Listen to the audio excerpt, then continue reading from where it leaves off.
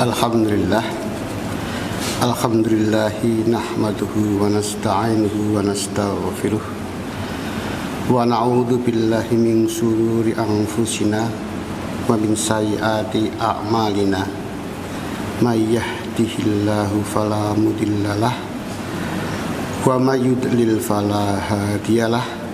Asyhadu an la ilaha illallah wahdahu la syarikalah wa asyhadu anna Muhammadan abduhu wa rasuluh. Allahumma salli wa sallim wa barik ala sayyidina Muhammad wa ala alihi wa ashabihi ajma'in. Hadirin jamaah Jumat rahimakumullah, marilah kita tingkatkan ketakwaan kita kepada Allah Subhanahu wa ta'ala dengan menjalankan segala perintahnya dan menjauhi seluruh larangannya. Ketakwaan bukan hanya diukur dari ibadah ritual semata, tetapi juga dari cara kita bersikap ketika menghadapi kesulitan hidup, termasuk kesulitan ekonomi.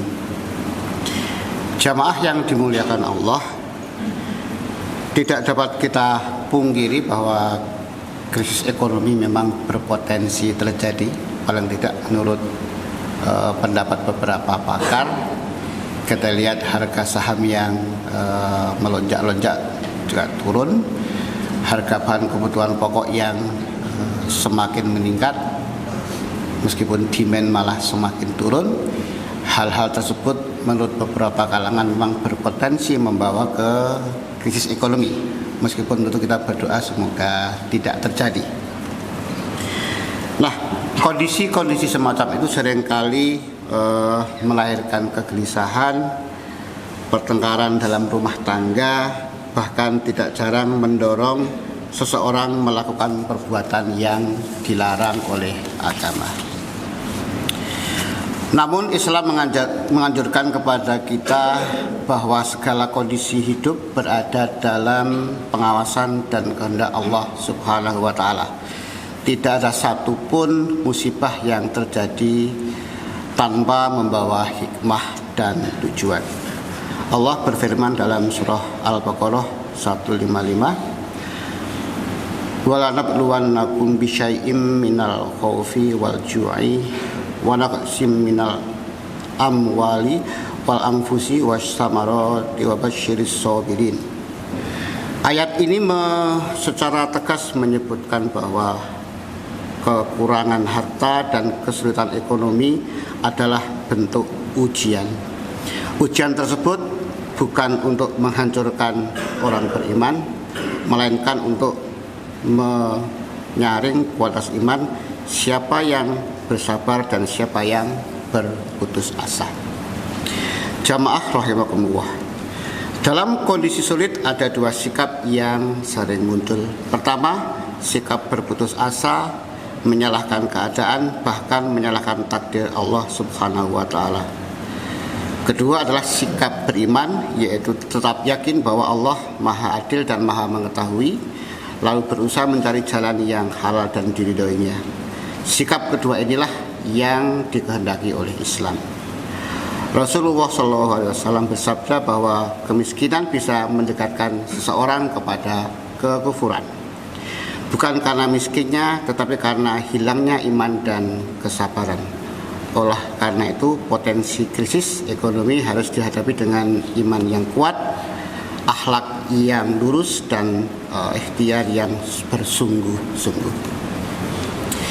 Islam tidak mengajarkan umatnya berpangku tangan. Kita diperintahkan untuk bekerja, berusaha, dan berproduksi. Akan tetapi Islam juga memberi rambu yang tegas. Harta harus dicari dengan cara yang halal dan digunakan dengan cara yang benar pula. Allah Subhanahu wa ta'ala berfirman dalam surah At-Talaq, "Wa may yattaqillaha yaj'al lahu makhraja wa yarzuquhu min haitsu la yahtasib."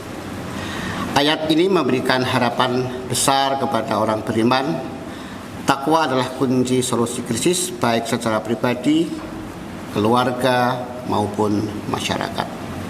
Takwa melahirkan kejujuran dalam berdagang, keadilan dalam bekerja, dan kepedulian terhadap sesama. Sebaliknya, ketika riba merajalela, kecurangan dianggap biasa, korupsi dianggap lumrah, dan gaya hidup berlebihan dijadikan kebanggaan, maka keberkahan dicabut dari harta meskipun jumlahnya mungkin terlihat terlampau besar. Jamaah sekalian, krisis ekonomi juga menjadi peringatan agar kita kembali kepada kesederhanaan, menghindari pemborosan, dan memperkuat solidaritas sosial. Orang yang berkecukupan hendaknya memperbanyak sedekah, zakat, dan infak, karena disitulah harta menjadi bersih dan berkembang. Rasulullah SAW mengajarkan bahwa harta tidak akan berkurang karena sedekah. Justru Allah akan menggantinya dengan cara yang tidak disangka-sangka.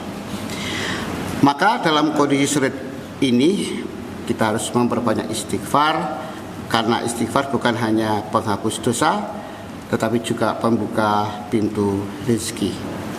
Perbanyak doa, karena doa adalah senjata orang beriman. Dan perbanyak kepedulian, karena Allah menolong hambanya selama hamba itu menolong saudaranya. Aqulu qouli hadza wastaghfirullahal azim li wa lakum fastaghfiruhu innahu huwal ghafurur rahim.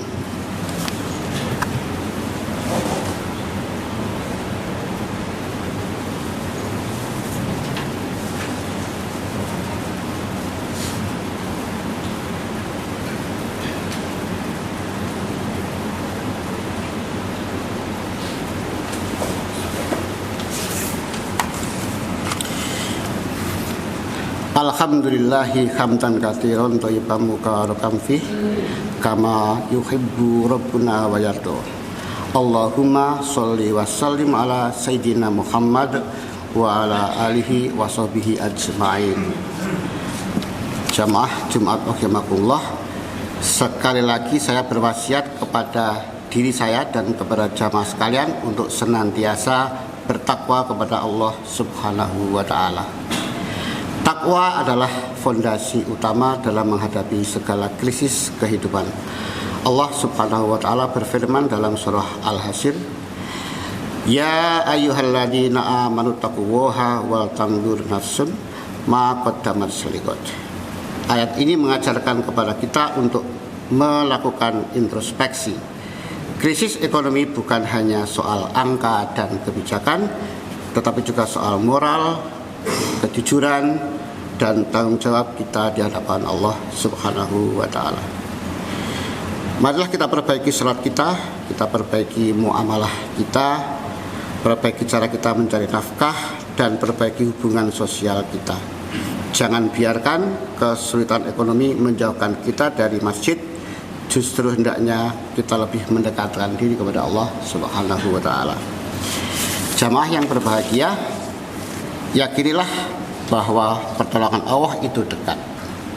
Tidak ada malam yang terlalu gelap tanpa datangnya fajar. Tidak ada kesempitan yang abadi bagi orang yang bersabar dan bertakwa. Allahumma ghfir lil muslimina wal muslimat wal mu'minina wal mu'minat al ahya'i minhum wal amwat.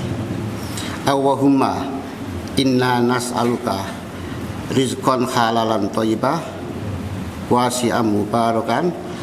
Allahumma dfa' annal wala wal waba wal riba wazina wazalla zila wal mikhana wasu al fitani ma dhahara minha wa ma baton. Rabbana atina fid dunya hasanah wa fil akhirati hasanah wa qina adzabannar. Inna wa ya'muru bil adli wa ihsani wa ita'il qurba wa yanha 'anil fahsya'i wal munkar wal baghi ya'idukum la'allakum tadhakkarun. Fadhkurullahal 'azim yadhkurukum washkuruhu ala ni'amahi yazidukum wala dzikrullahi akbar. Insyaallah.